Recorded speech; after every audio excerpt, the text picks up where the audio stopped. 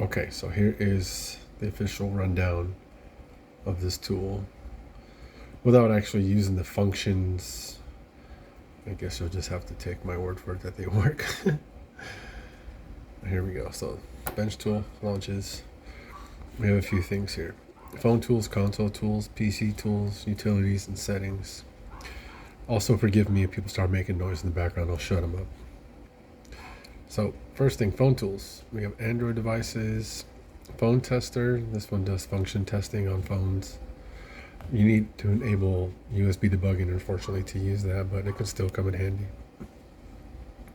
Samsung battery will scan cycle count, health, kind of like it does on iPhone.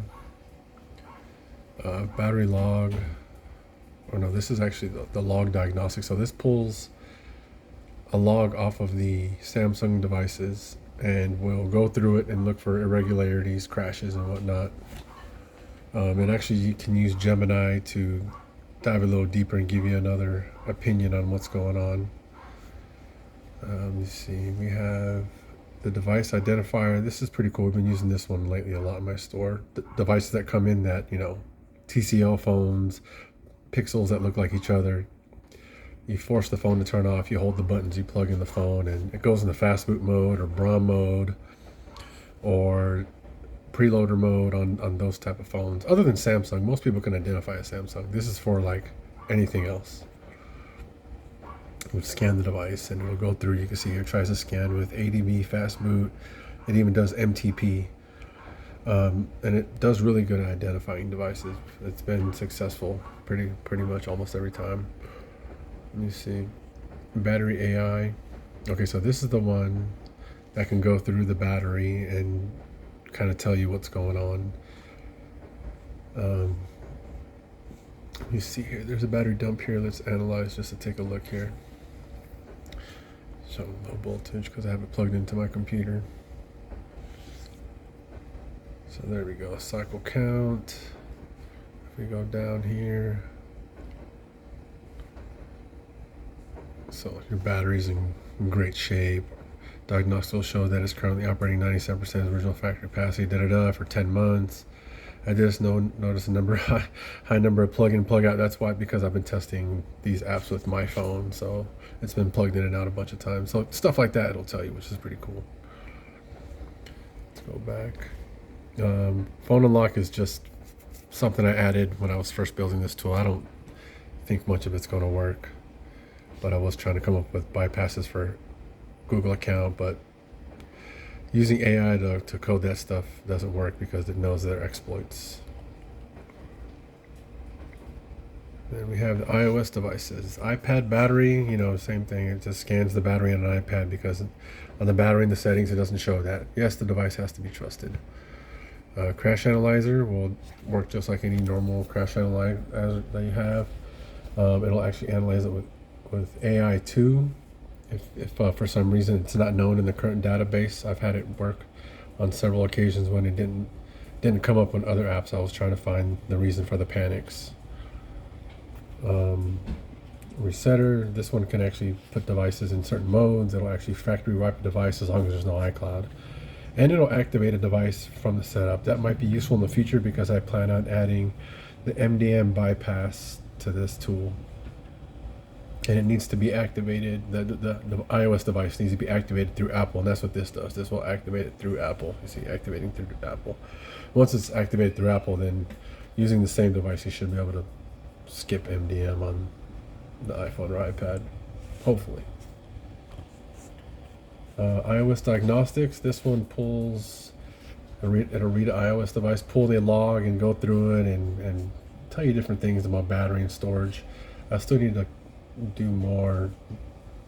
I need to build it more. It needs more data to be shown, but iOS is tricky in finding out where this data lives and how it can be accessed, so I'm working on it.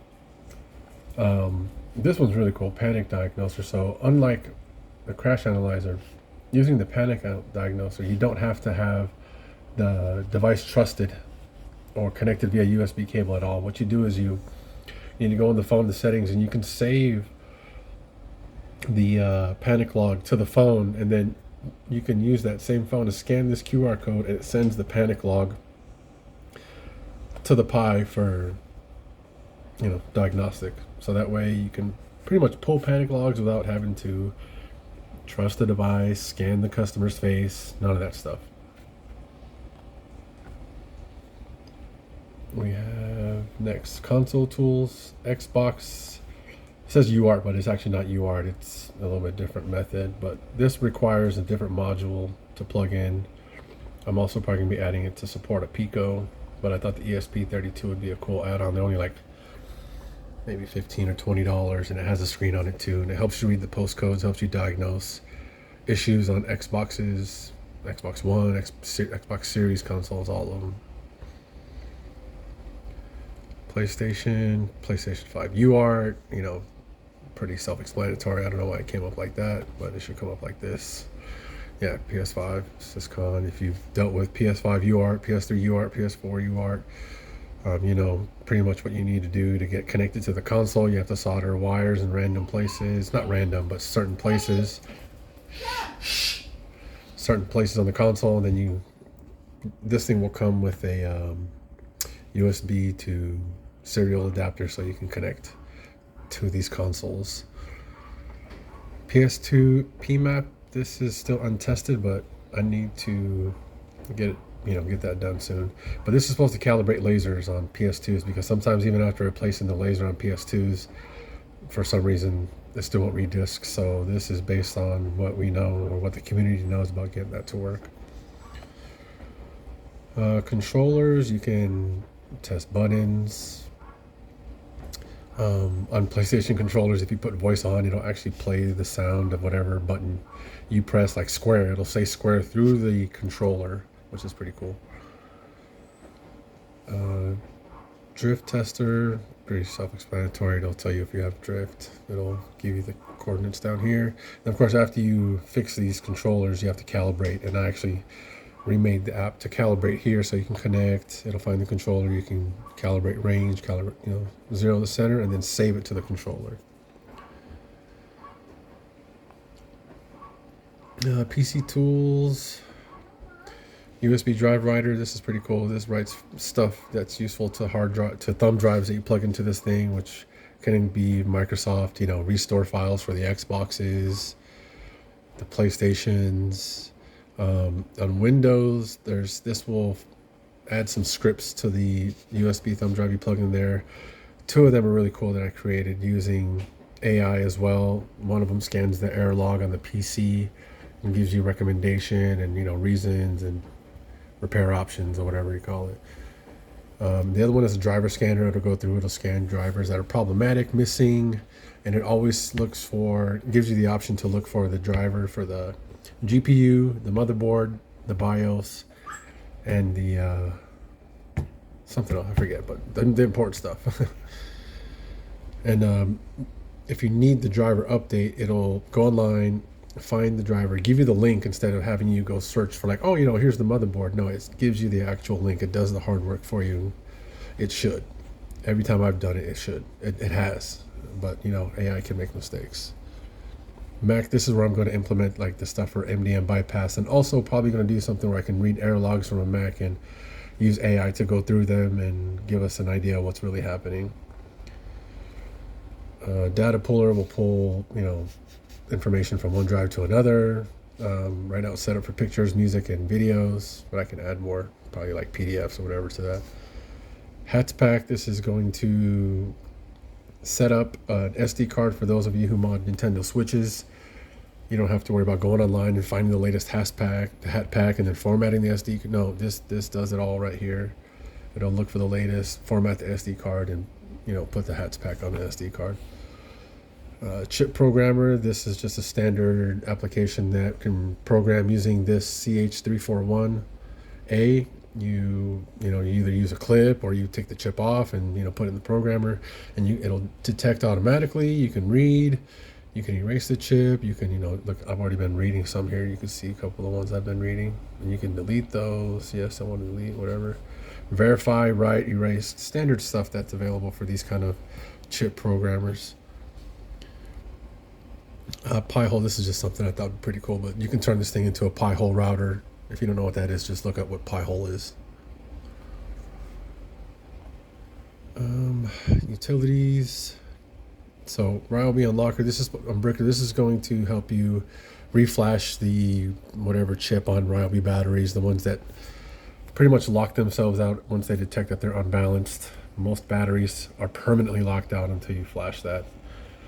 UART sniffer will just sniff data over the UART, whatever you can do with that.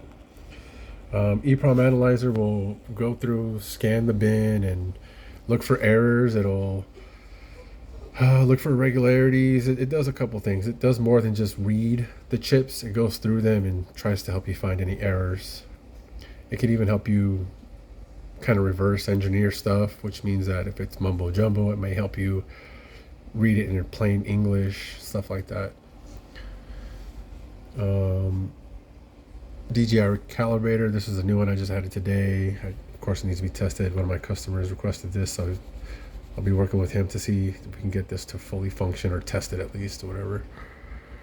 It's like the drone and Mavic and serial UART. Apparently, you can program them, or each one, different drones get programmed differently. HDMI tester. This is going to require a few different things, not that I haven't fully developed yet. I've only developed the software for it, but you're going to have a little breakout board, maybe USB connection, where you can learn a good reading on a HDMI port for these different models. And once the app knows what a good one is supposed to look like, you can plug it in and run a test on it, and it'll tell you like, oh, that doesn't match what what's supposed to be good, and so you can kind of know what's going on with these different pins. And then just random stuff in settings, power options, turn off, power down, software updates. You can do software, firmware. This is where you import your Gemini key for the AI stuff. Export logs. This will help me if you have trouble. And then system monitor. Okay. All right. That was a quick rundown. Damn, it took 12 minutes. Okay. Pretty sure you guys have a lot of questions, so just hit me up or post them down in the comments.